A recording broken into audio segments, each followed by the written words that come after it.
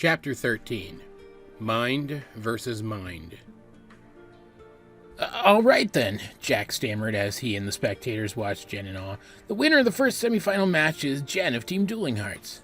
Let's move right on to the next. Our very own Robert Rocky Stone versus Monty, who is also with the Dueling Hearts, if I'm not mistaken. Monty raised an eyebrow and looked at Jen as she and Sarah moved to rejoin him and the rest of their entourage. I didn't enter under the name of your team, he told her. He must have just assumed that I meant to because I came with you. Jen looked past Monty at Tucker. He didn't seem all too thrilled about the mistake, but he didn't seem angry either.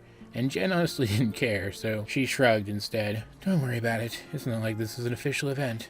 Monty nodded, and he stepped up to the arena alongside his waiting opponent. The two of them locked eyes and jumped up into the arena together. Rocky looked around at the damage that Sarah had done during the previous fight. Given a little bit of time, I could fix all of that, he said. But I'm more interested in getting started. He turned to face Monty. You guys are strong, and you seem interested in me in particular. Why? Monty paused for a second, considering how to reply. He glanced at Jen, but she wouldn't have any advice for him, at least not any that she could convey from her place outside of the arena, so he locked eyes with his opponent. I promise you, he said, that it isn't important right now, and that we'll explain once this tournament is over. In that case, Rocky told him, having a long drawn-out fight with you seems counterproductive to me. I assume you aren't the type to surrender, so I'll do it instead. I surrender. You win. Jen's right eyebrow shot up. All around her, Rocky's fellow students vocalized their shock and surprise. Ray even seemed pretty angry. Rocky jumped back down from the arena and walked over to Jen. Sorry, you're gonna have to fight again already. You haven't really had the chance to recover. Jen didn't say anything, her eyes drifting to Monty. He was an intimidating enough opponent that she considered surrendering as well, considering the state that she was still in. Thankfully, Rocky saved her from having to do so. He turned to Jack. Tell you what, give me a few minutes to fix up the arena, and then they can fight when I'm done. Jack looked hesitant, but he answered, Yeah, if you're sure that's what you want. I'm sure, he replied, and he gave Jen a questioning look. Works for me, she said. Rocky nodded and immediately set to work, sending his soul out into the earthen particles in the shattered asphalt, willing them to move back into the divots that Sarah had made with her technique. He molded them like clay with his will, fusing them back into place. By the time he was finished, Jen's life energy aura had mostly done its job. She wasn't quite at 100%, but she didn't feel too far below 95, which she figured would be enough.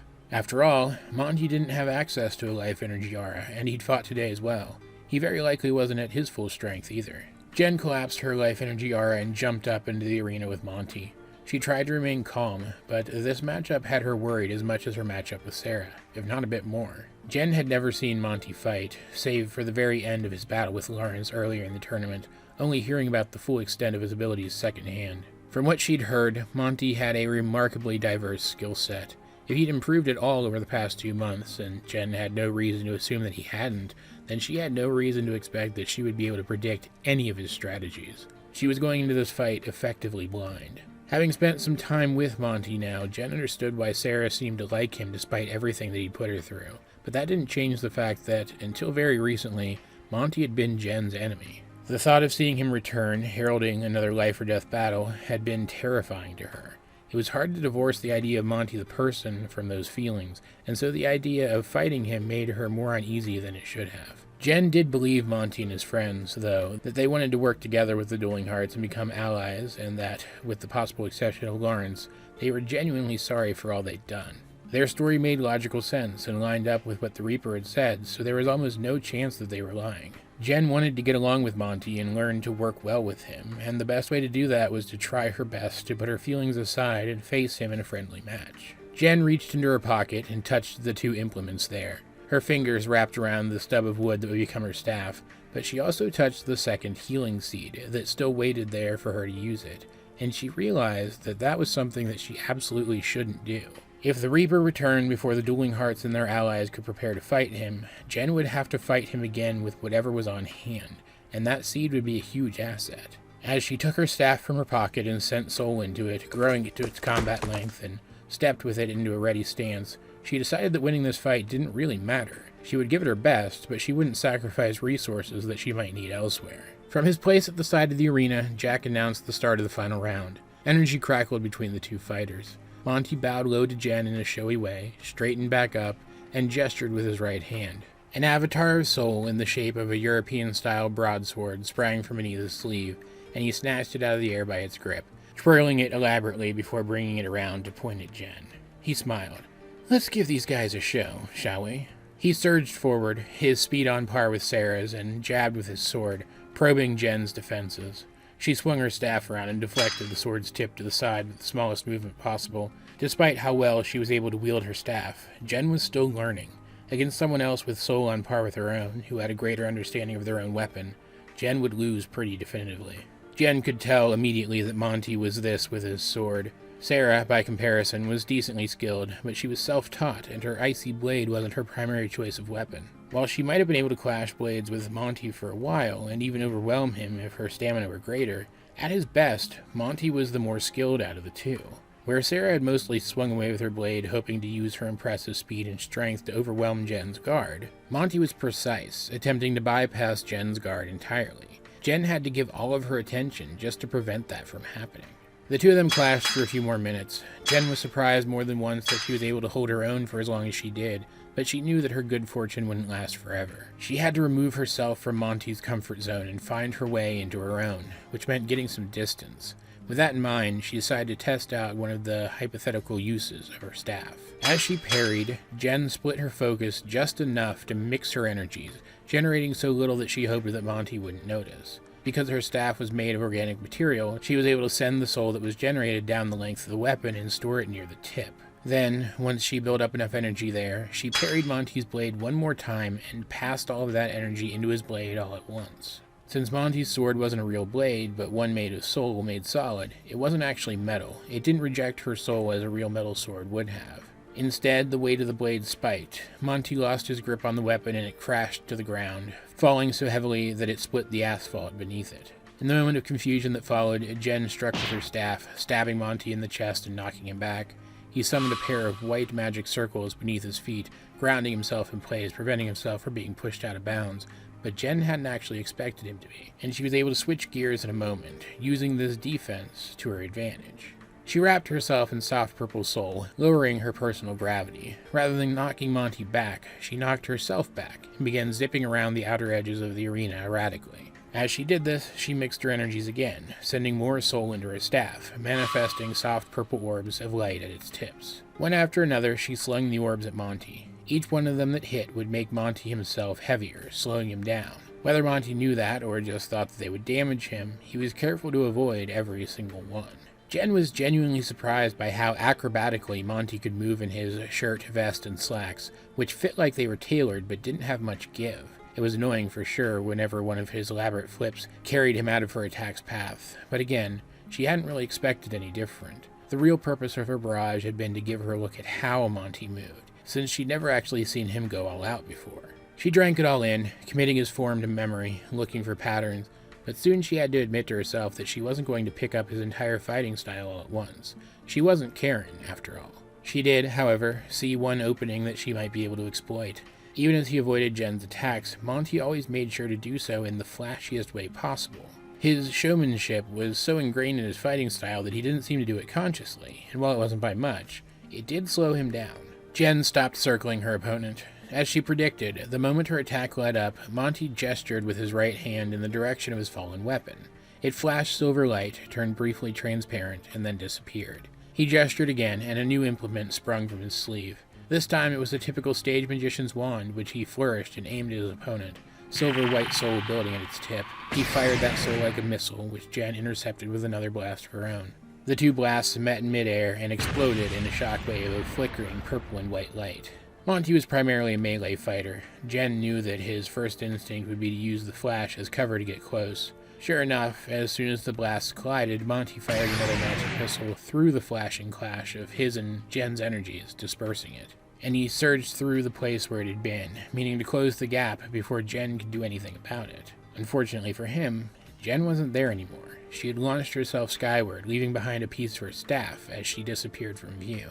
Monty raised his arms to guard, but it was too late. Just as it had against Sarah, the severed length of Jen's staff exploded.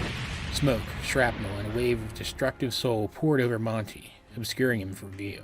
Jen dropped suddenly from the air behind Monty. What remained of her staff grew again to combat length, and she moved to intercept Monty as the blast threw him toward her. She was surprised to feel Monty's foot connect with her back, knocking her into the smoke. She tumbled forward, falling right beside Monty's scorched and tattered silk vest. Jen realized immediately what had happened. Monty had anticipated a trap, so, at the moment of his advance, he had removed and dropped his vest. When he saw the piece of Jen's staff falling toward him and realized what was about to happen, he had used the replacement technique that he and Karen shared to switch places with the vest, appearing again where he had started, his vest taking the blast in his place. This meant that Monty couldn't use the replacement technique again, but that didn't do Jen much good right now.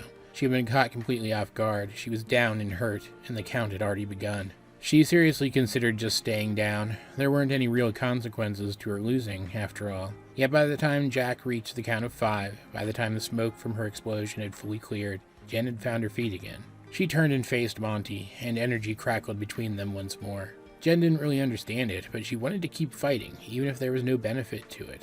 It wasn't a matter of pride, either. Jen had pride in her abilities, but losing a fight like this wasn't the kind of thing that would wound it. As far as she could tell, she just wanted to do as Monty had said and give the crowd a good show. He had made her want to fight, just for the fun of it. Jack announced that the heart-to-heart would continue, and immediately Jen and Monty picked up where they had left off. This time, they both kept at the edge of the arena, opposite each other, and circled around the center. As they did, Jen assessed her situation. She'd been hit, and hard. Her back still ached.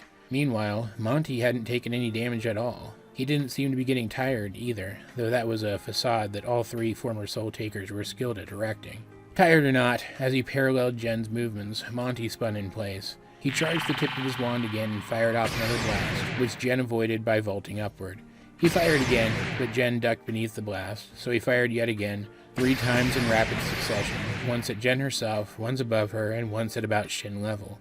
Whether she jumped or ducked, if she kept circling, she would take a hit, so she turned toward her opponent instead. As she advanced, Jen held her empty left hand behind her back and sent Soul into it.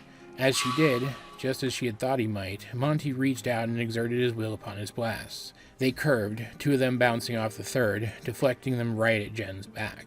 Without even looking, Jen spun her staff, deflecting 1 blast away. It spiraled toward the arena floor, bounced, and spiraled toward the spectators. They flinched, but before it could hit anyone or anything, Rocky appeared in its path and knocked it harmlessly up into the air with one of his little hand barriers. The other, though, flew completely true, but Jen was counting on that. Pushing herself to her very limits, she shifted position ever so slightly, seeming to disappear just long enough for the blast to pass her by. She brought her hand around from behind her back, and another of her orbs blossomed within it. She tossed it at Monty's, and like before, the 2 blasts exploded, filling the arena with flashing light. Jen squeezed her eyes shut, but Monty, who had expected that his 3rd blast would hit, was already advancing on her. This time he didn't see her trap coming, and he wasn't able to protect himself in time. He was momentarily blinded. Even his 6th sense was overwhelmed by the soul that surrounded him. He would recover quickly, Jen knew that, so she set to work immediately. She scraped her right toes across the asphalt beneath her in a complex pattern and then traced a circle around the whole thing. As she closed the circle, the entire completed sigil lit up with familiar soft purple light. Jen kicked at her newly formed sigil and it slid along the ground toward Monty. As soon as it reached him, it would grow to its full size, trapping Monty just as it had trapped Nate. Monty wasn't Nate, though. His training was more on par with the Reaper, who had avoided this technique with relative ease only 1 day ago. He blinked the spots out of his eyes just in time to see the sigil moving toward him, and while he didn't have time to avoid it, he had another option. Monty flipped in place, reaching the apex of his flip just as the sigil reached him. Before it could open up to its full size, he reached down and tapped the center of the sigil with his wand. A circle of his own, made of silvery white light, appeared around the sigil and locked it into its smaller size. Meanwhile, Monty's flip took him out of the sigil's radius, completely unharmed. He stepped into a ready stance and smiled at Jen. Maybe she was reading too much into things, but she got the sense that Monty hadn't expected her to be so tough, that he was enjoying himself as much as she was. Though he didn't alter his stance at all, Jen could feel her opponent's energies mixing. His soul spiked, his clothes and hair were set aflutter by his churning energies, and his arms and legs were ringed in more circles made of silvery white light. He gestured. His wand turned to silver light and disappeared, and he launched himself forward, the circles around his legs flashing as he moved. In less than a fraction of a second, Monty was upon Jen. He struck her in the gut with his knee, knocking her back, and as she stumbled, he held his right hand out to his side. A rod of light that Jen thought for a second was his wand sprang from beneath his sleeve, but when he snatched it out of the air, Jen realized that it was, in actuality, a rose. Monty gripped this latest construct gingerly by its stem, and that stem grew longer and thicker, its surface growing shinier until he held in his hand a crystalline green staff with a glassy red blossom at the top end. Monty held it out in front of him and spun it, a half dozen of his magic missiles spawning along its path and lurching suddenly forward. Her eyes wide, Jen twirled and lashed out with her staff, swiping at the incoming blasts one after another. She was barely able to knock them all away, but Monty hadn't really expected his attack to hit. Instead, as Jen knocked the last few blasts away, he launched himself toward her again, reaching with his staff, bypassing her guard. He struck her in the gut, twirled the staff around, and struck her in the side of her knee as well. She teetered, and he drew back, swiping low, meaning to sweep her feet out from under her, but Jen planted her staff in the ground in the path of Monty's, deflecting it and steadying herself all at the same time. Without missing a beat, Jen kicked the tip of her staff free of the asphalt, spun it, and thrust at Monty, trying to return the favor. He guarded, and they began clashing all over again. Monty, with those little circles on his arms and legs, was faster now than ever, but Jen pushed herself to her limits, trusting herself to move how she needed to keep up. Meanwhile, Monty was concentrating a little too much, making it obvious that he wasn't as skilled with his staff as he was with his sword.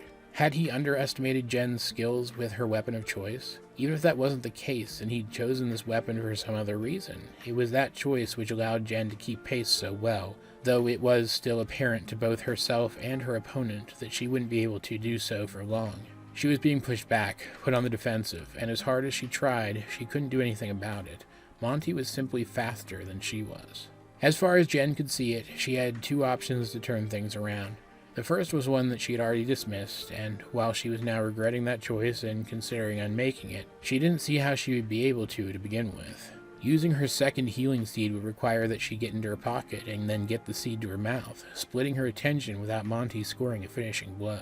The chances of that happening when he was already aware of what the seed was were very nearly zero. The second option, however, was even less likely to succeed, at least as far as Jen could calculate. Yet in that moment, when Monty finally got the best of her, knocking her staff clear out of her hands completely unexpectedly, Jen realized that her two choices had suddenly been narrowed to one. Even as Monty brought his weapon around with as much strength as he could, aiming for a knockout blow, Jen bet everything on the training that she'd been doing earlier that same day. She mixed her energies and seized the soul that she generated with her will, wrapping herself in it. She expected the energy to disperse immediately, but to her surprise, almost miraculously, in that moment of duress, Jen's soul exploded for the first time ever into a churning, soft purple aura. Jen was so surprised by her sudden success that the aura almost slipped away from her, and even though it didn't, she knew it wouldn't last for long. She had heard a lot about how much concentration and stamina it took to maintain an aura, but experiencing it firsthand was a different experience entirely. She only had a few seconds before it would fail and leave her too exhausted to continue fighting. Thankfully for Jen, the outburst of aura knocked Monty back and put him off balance long enough for Jen to get her bearings. She stepped toward her opponent, willing her personal gravity to decrease, and she was surprised by how easily it did so, and how fast she moved as a result. It was nothing next to Joe's shadow step, but it was still a greater boost than Jen had foreseen. Before she even realized what had happened, she was behind her opponent, hanging in the air. She twisted her torso, smacking Monty in the back of the head with her elbow. He stumbled as Jen dropped to the ground, willing her personal gravity to return to normal, and axe-kicked his hand, disarming him. Finally, as Monty turned to face her again, Jen used the last remnants of her aura to make her final move. She jumped up and thrust both of her feet forward, striking Monty in the chest. As she made contact, she willed herself to become heavier, increasing the amount of force behind her attack, and then willed her soul to pass into Monty. Before he even realized what was happening, he was out of breath and significantly heavier. He was knocked back, stumbled, and fell hard to his knees. Jen's aura collapsed completely. As she had predicted, the strain had left her the most exhausted that she'd been since her second heart-to-heart with Lawrence. As Monty struggled to stand, despite the energy keeping him down, Jen hobbled over to where her staff lay not too far away. She picked it up, just as Monty, straining visibly, managed to find his feet again. He gestured, and his wand sprung once more from his sleeve, but as it did, Jen aimed the tip of her staff at him and willed it to extend. She sent the last dredges of her available soul along the staff, and the moment it touched Monty, that energy passed into him, reversing the pool of the energy that Jen had already saddled him with. He suddenly became much lighter than normal and was lifted up by the staff and sent flying just as he aimed the wand and fired. Jen wasn't able to defend in time and was blasted back, skidding to a stop at the far side of the arena, teetering on the boundary. After a brief but valiant struggle, Jen lost her balance and fell over the edge, but as she did, Monty fell out of bounds as well. He touched the ground outside before Jen had even finished toppling. Both fighters had lost the right to continue, but Jen had still won with a margin of less than a second. Lawrence walked over to stand next to Monty, but he turned his nose up at his friend and didn't offer his hand. Chris stood nearby, watching them with mild interest. Meanwhile, Sarah and Tucker walked to where Jen lay and congratulated her. Sarah helped her up and said, "Nice! Monty's no pushover. Beating him is nothing to sneeze at." "Thanks," Jen replied, "but winning by ring out isn't the same as beating him in a real hard fight like you did. If not for the tournament rules, things might have been really different." She focused. Her soul was already beginning to build back up. She mixed it with her life energy, and her golden healing aura flickered to life around her once again, making an immediate effort to revitalize her. Jen noticed Monty and Lawrence approaching, with Chris following close at their heels. "I think that Jack guy wants to show you off a little," Monty told her, "but I don't figure that's something you really care about. We need to talk to that Rocky guy, though." "Yeah," Jen agreed. She walked right up to Monty and offered him her hand, saying, "Good fight, by the way." Monty nodded and took her up on her offer, returning the favor. Jen couldn't be sure, but she got the sense that Monty felt much as she did, that they did understand each other better now. The two of them went together to talk to Rocky, leaving the others to stand and wait for them in awkward silence. They didn't tell their prospective ally much, but they did extend him an invitation to meet up with them again later when both the Dueling Hearts and Karen's group were together.